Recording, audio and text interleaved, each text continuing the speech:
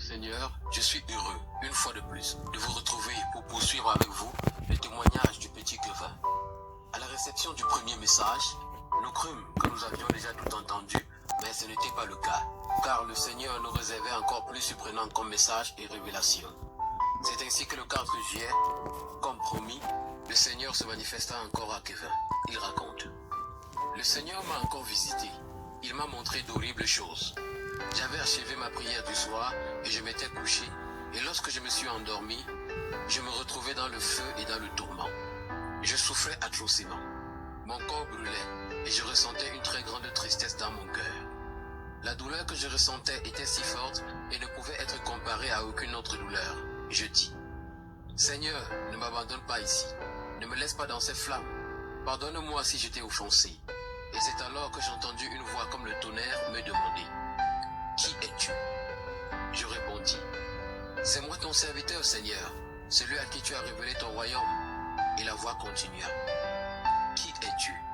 Et je repris: Seigneur, tu me connais.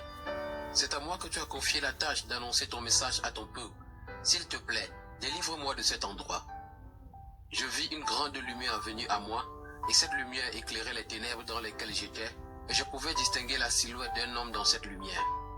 L'homme dans la lumière me tendit la main et prit la mienne. Je ne pouvais le reconnaître, mais je savais que c'était le Seigneur Jésus, et il me dit: Tu étais dans les flammes, et tu souffrais. Ton cœur se remplit d'une grande tristesse, d'une douleur que tu ne pouvais surmonter, et tu as senti les flammes consumer tout ton être. À présent, tu as vu et vécu ce qui attend les pécheurs qui viennent ici. Va leur dire à tous ces pécheurs ce qu'ils vont subir parce qu'ils ne me connaissent pas. Tu es venu ici pour un but précis, voir la tristesse et la désolation du séjour des morts. Et le Seigneur prit ma main et m'amena dans un lieu où se trouvaient des petits enfants et me dit: Regarde ces petits enfants. Et je vis les enfants de 2 à 9 ans devant un écran géant. Ils regardaient les dessins animés tels que Dora l'Explorer, Bob l'éponge, Bisounours, Barbie, Peter Pan, Dragon Ball Z, Naruto, Bleach, Fairy Tail, etc. Je pouvais aussi distinguer les logos des chaînes suivantes: Manga, TG, Game One, Nickelodeon. Bref, je pouvais voir toutes les chaînes qui présentent les dessins animés, et ces enfants ne pouvaient s'empêcher de regarder l'écran devant eux. Le Seigneur me demanda: Sais-tu pourquoi tous ces enfants sont-ils ici? Non, Seigneur, dis-je. C'est à cause de leurs parents qui les ont scandalisés et ne les ont pas conduits à moi. Mais ils les ont détournés de moi et leur châtiment est pire que celui de ces enfants. Le Seigneur me conduisit à un autre endroit où il y avait toujours un écran géant, mais cette fois-ci, on avait affaire aux adolescents et aux personnes plus âgées qui regardaient les films pornographiques, les telenovelas, les films mondains, et je pouvais voir les logos des chaînes Nina TV, Canal+, Disney, NT1, RTL9, TMC, etc. Bref, toutes ces chaînes qui montrent les films et séries, et comme les enfants précédents, ces personnes ne pouvaient s'empêcher de regarder. J'ai, pour la première fois, senti la tristesse qui accablait le Seigneur qui me dit: Ça me rend triste de voir tous ces enfants souffrir ici. Beaucoup d'entre eux n'avaient jamais entendu parler de moi, et ceux qui avaient entendu parler de moi m'ont ignoré. Plusieurs d'entre eux étaient mes enfants bien-aimés, mais à cause de ces choses, ils ont été séduits et ils sont ici. Ils étaient nombreux à y être assis, et pendant qu'ils regardaient l'écran, le feu les brûlait. Nous nous rendîmes par la suite à un autre endroit nommé Reine du Ciel. À genoux devant la statue qu'on dit être, sur terre, Marie, mère de Jésus. Elles avaient leur chapelet en main, brûlaient dans le feu et criaient: Jésus, pardonne-nous et délivre-nous de ces flammes. Et le Seigneur leur dit: Je ne vous ai jamais connus, vous qui avez falsifié la parole de Dieu et qui avez adoré la Reine du Ciel. Et le Seigneur me dit: Beaucoup de gens qui adorent cette femme sur la terre disent qu'ils adorent ma mère, mais je vous le dis, je n'ai pas de mère, et Marie qui m'a mis au monde ne sera jamais ma mère, ni ses autres enfants, mes frères, mais tous ceux qui écoutent ce que je dis et les mettent en pratique sont ma mère et mes frères. Ils n'ont vraiment pas d'excuses, ceux qui adorent encore cette femme, car cette parole que je te dis est écrite dans leur Bible. Nous allâmes dans un endroit où se trouvaient des personnes torturées par les démons. Elles voyaient leur langue coupée, et aux autres, on leur infligeait des supplices insupportables. Et je reconnus de grands chefs d'État décédés. Je vis Nelson Mandela, Thomas Sankara, Mobutu, Patrice Lumumba, Muammar Kadhafi, Abraham Lincoln, etc. Et le Seigneur me dit: Ces gens étaient des personnes puissantes dans le monde. Elles ont tué pour avoir le pouvoir et elles ont fait souffrir plusieurs autres personnes. Aujourd'hui, on leur inflige les mêmes choses qu'elles ont infligées aux autres. Le Seigneur m'amena dans un autre lieu où des personnes adoraient les statues de Bouddha, les statues indiennes, et le Seigneur me dit: ces gens que tu vois ne m'ont jamais connu. C'est à cause de leur père qu'ils sont ici. Ils ont été détournés de moi par leurs parents. Il faudrait que mes serviteurs sur la terre aillent leur parler de moi, car je suis aussi leur Dieu et vous êtes tous mes enfants. Le Seigneur m'amena dans un autre endroit où se trouvaient les célébrités, et je vis Michael Jackson chanter et danser. À chaque pas de danse qu'il esquissait, et à chaque chant qu'il exécutait, cela s'accompagnait d'une très grande douleur.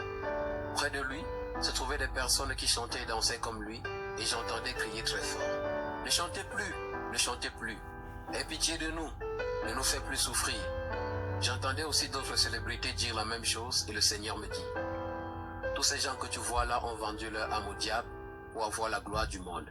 Ils ont été aveuglés par le bonheur qui s'offrait à eux sur la terre et n'avaient pas réalisé qu'ils se retrouveraient ici après tout cela. Beaucoup de ceux qui sont encore vivants font comme eux. Vous préférez être heureux et souffrir pour toujours. Vous ne réalisez pas que ce bonheur ne vous sert à rien, car mieux vaut être malheureux et être heureux après que d'être heureux et malheureux après. Tous ces musiciens que tu vois là, leur douleur augmente à chaque fois qu'une personne sur la terre chante leur musique, et si cette personne venait à mourir, elle viendrait ici chanter avec eux. Dis à toutes ces personnes, encore ignorantes, que l'enfer est bien réel, et s'ils ne se repentent pas maintenant, il n'y aura pas de pardon pour eux après. Le Seigneur m'amena ensuite dans un lieu nommé Sacré-Cœur. Je pouvais y voir des personnes à genoux devant la statue de Jésus, celui qu'on dit être Jésus sur terre. Elles subissaient le même sort que ceux qui adoraient Marie, et le Seigneur me dit: ces personnes adorent cet homme et disent qu'il m'adore, mais ce n'est point moi, et personne sur la terre ne peut me représenter. Ils ont cette parole qui les condamne tous. Et lorsque le Seigneur me disait cela, je voyais écrit Exode 20, verset 4. Et le Seigneur continua: il est écrit dans ta Bible, tu ne feras point d'image taillée, ni de représentation quelconque de ce qui est en haut dans les cieux, qui sont en bas sur la terre, et qui sont dans les eaux plus bas que la terre. Mais ils ont falsifié la parole de Dieu, et ont ajouté leurs propres commandements.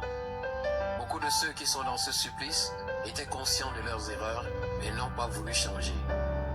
J'y ai vu des prêtres catholiques, des enfants de cœur catholiques, des sœurs catholiques, ainsi que des personnes de tout âge.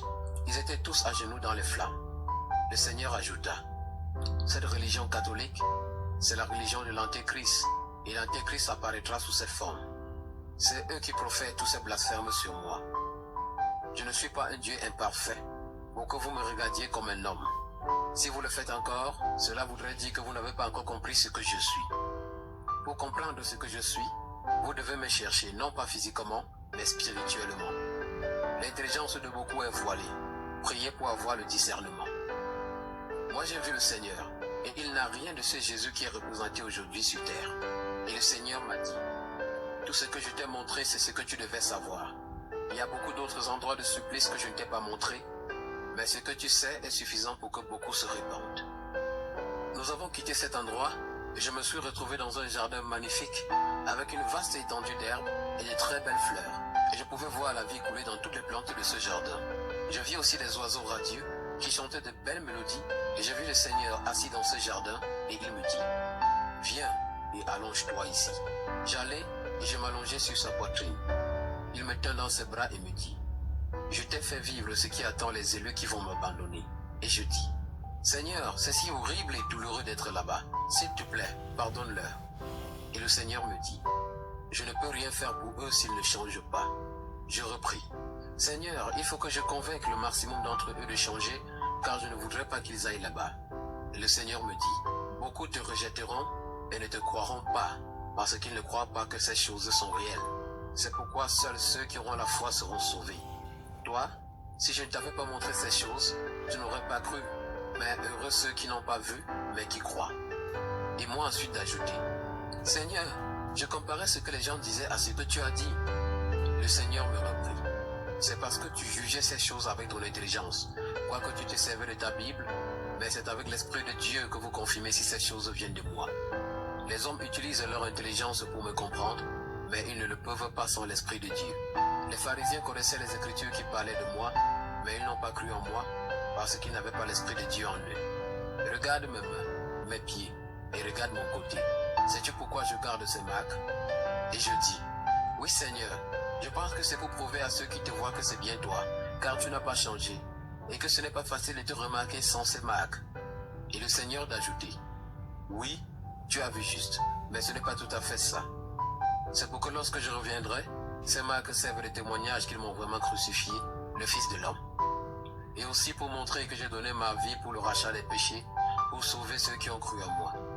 Ces marques serviront à racheter les justes et à condamner les pécheurs, mais je ne les aurai plus lorsque tout sera accompli. Je me sentais si bien dans les bras du Seigneur et je pouvais ressentir son amour. Cet amour est parfait et aucune autre personne sur terre ne peut nous l'offrir.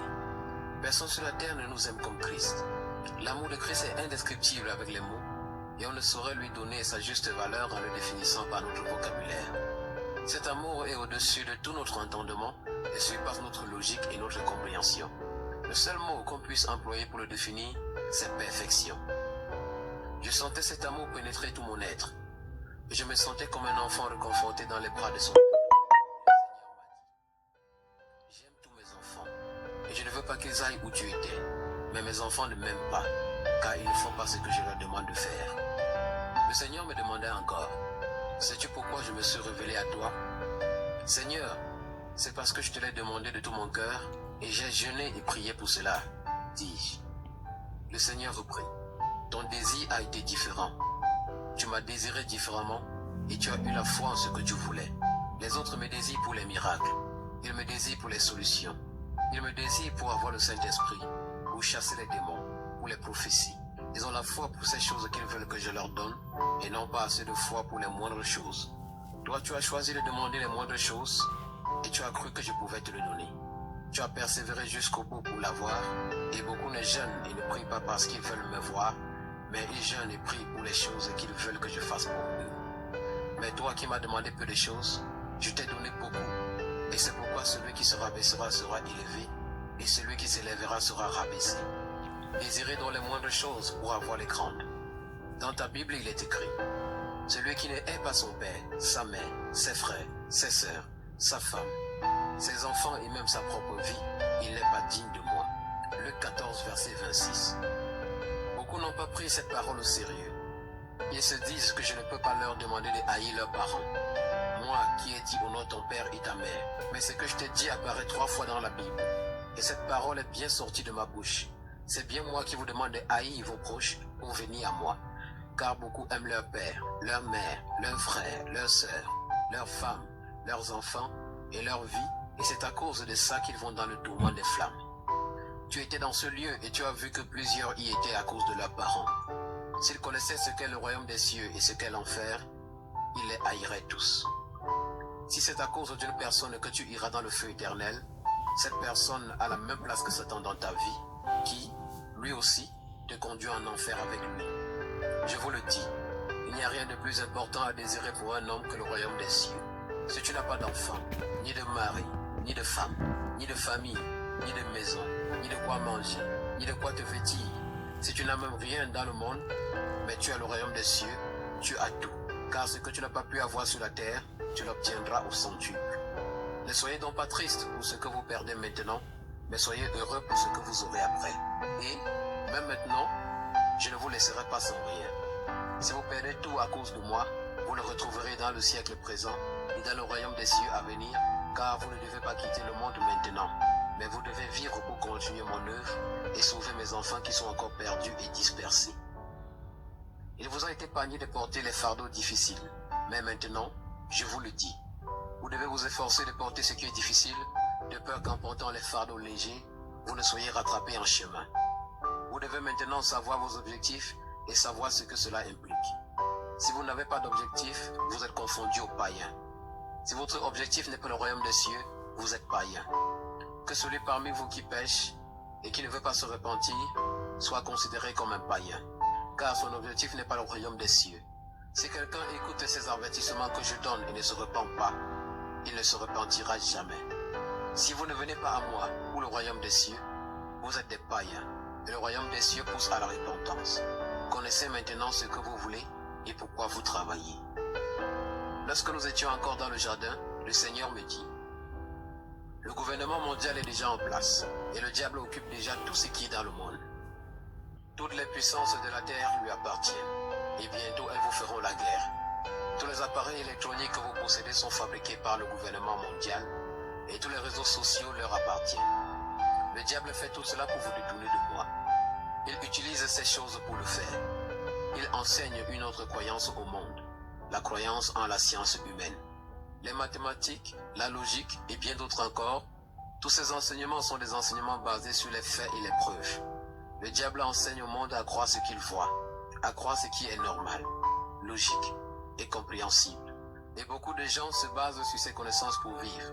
Mais je vous le dis, les choses de Dieu sont une folie, incompréhensible, pas logique, pas normale et irrationnelle pour les hommes. C'est pourquoi beaucoup ne croient pas en moi, et beaucoup perdent leur foi à cause de ce que le monde vous enseigne. Vous ne devez pas vous détourner de moi à cause de ces choses qu'on vous enseigne. La science des hommes ne peut expliquer les œuvres de Dieu. La pensée des hommes est contraire à celle de Dieu. Cet enseignement que vous recevez du monde ne doit pas être pour vous une occasion de chute. Soyez instruits, mais ne croyez pas ces choses qu'on vous enseigne. Que ces choses n'affectent pas la foi qui est bâtie sur la parole de Dieu.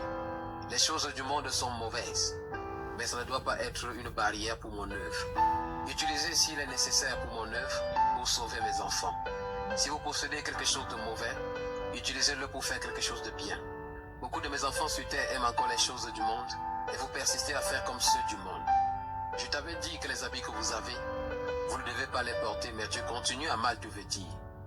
Je demandais au Seigneur, qu'est-ce qui est mal dans mon habillement?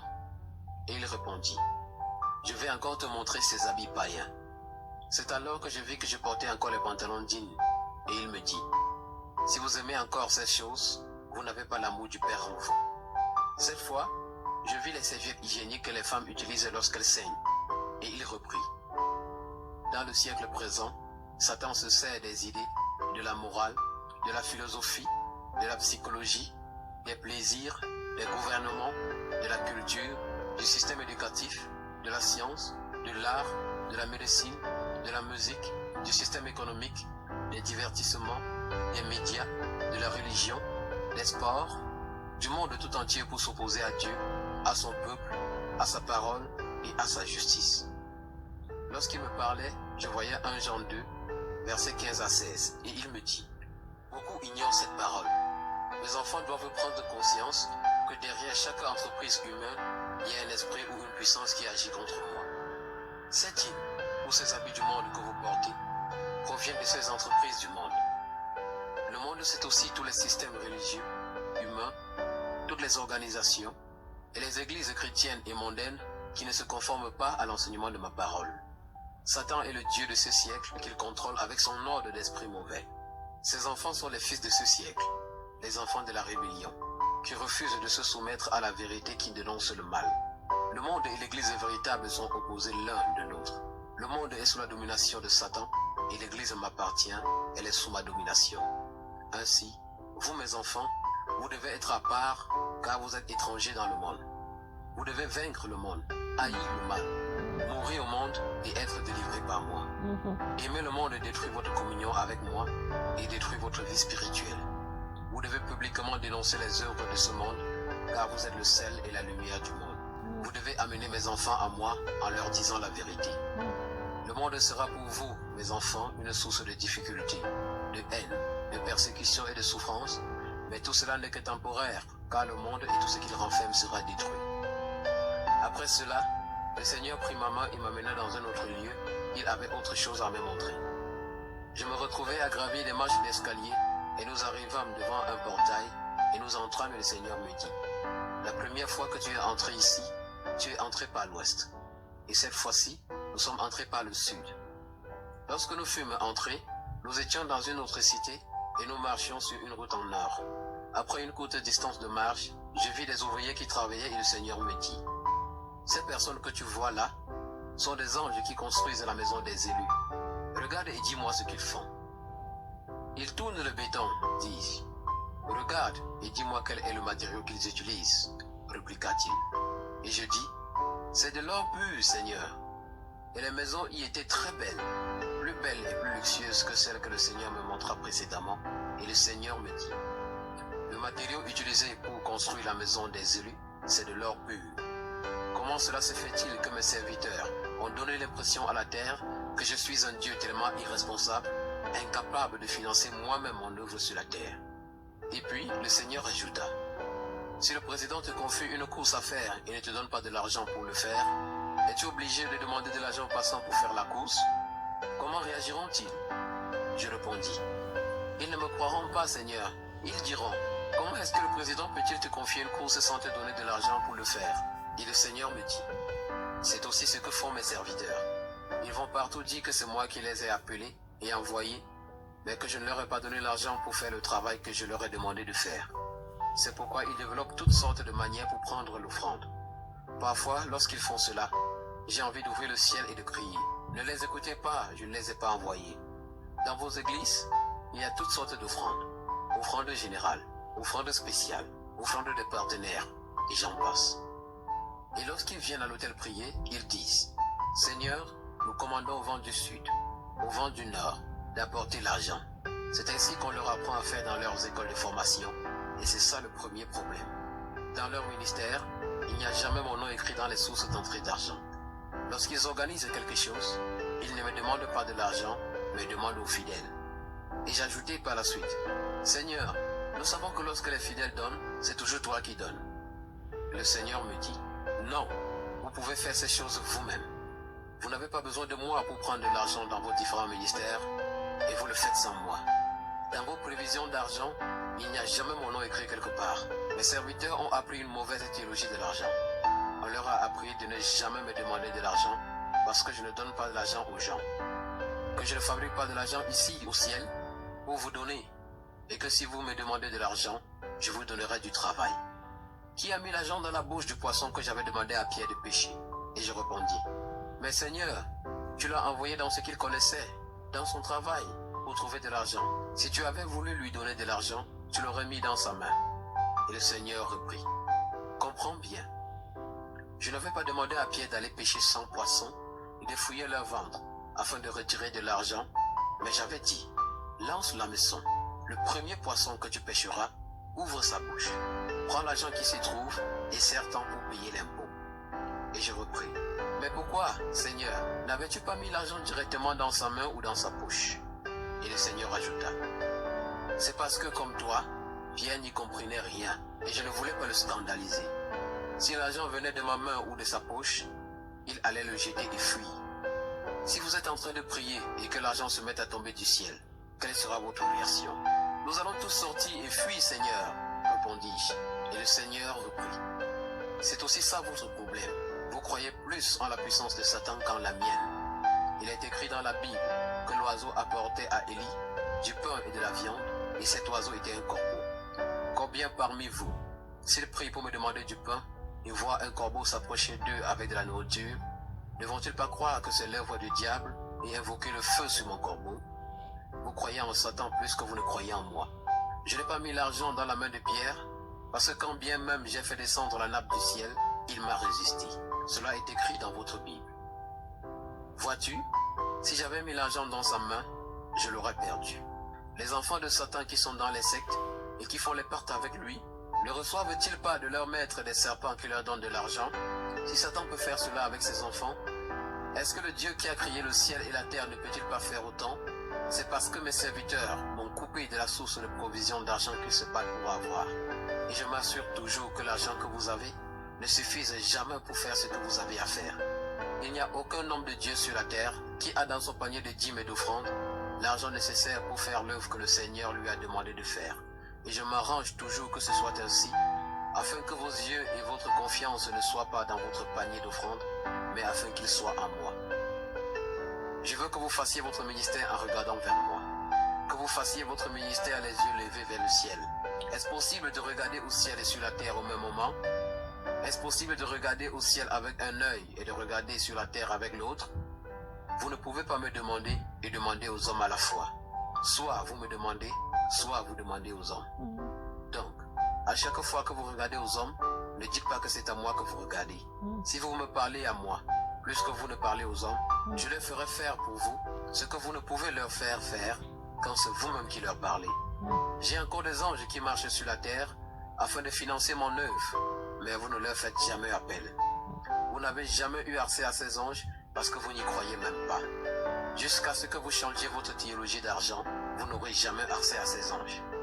Je t'ai révélé un jour qu'il était temps pour la provision miraculeuse, mais tu n'avais pas compris ce que je voulais par là dire.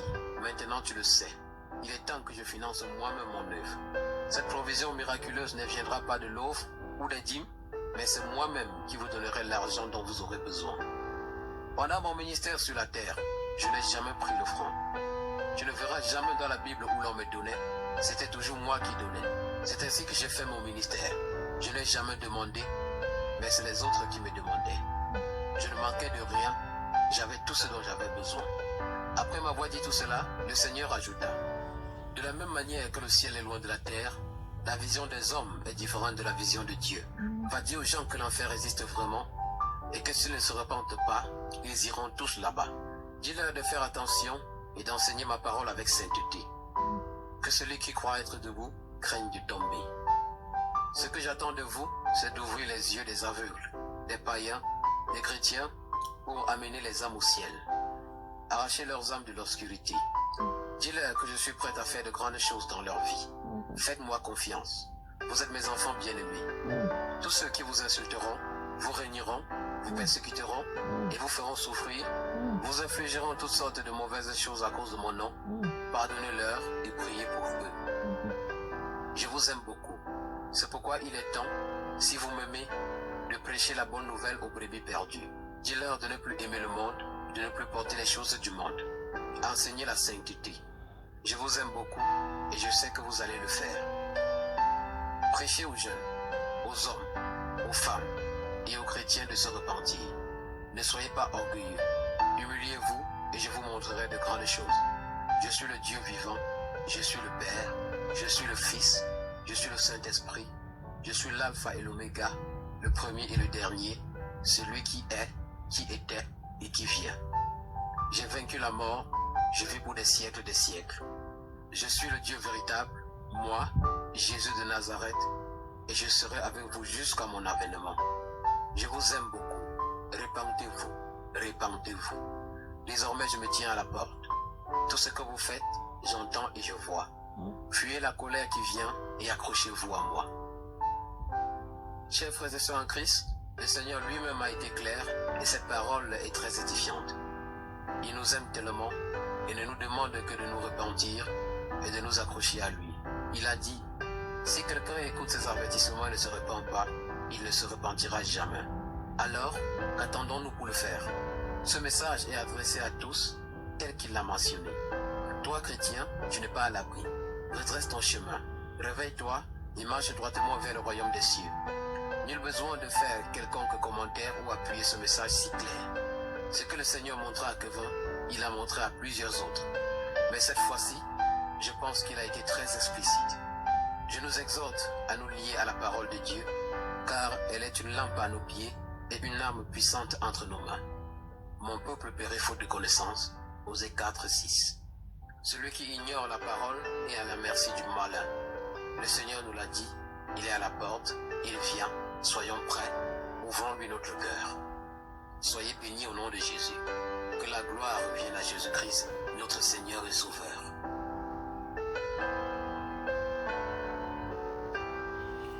Bien-aimé, on te l'a dit message oyo. Et là, on ça la partager na batunya, ça partager na baninga. Bien-aimé dans le Seigneur. Donc, ezali les seuls moyens au servir Nzambe. Alors, tozwaka message te ozi otali yo moko otikali yo moko tindela baninga pe batala ezali lokolo za ko évangéliser. Nzamba pambola moto nyonso ta kolanda message yo.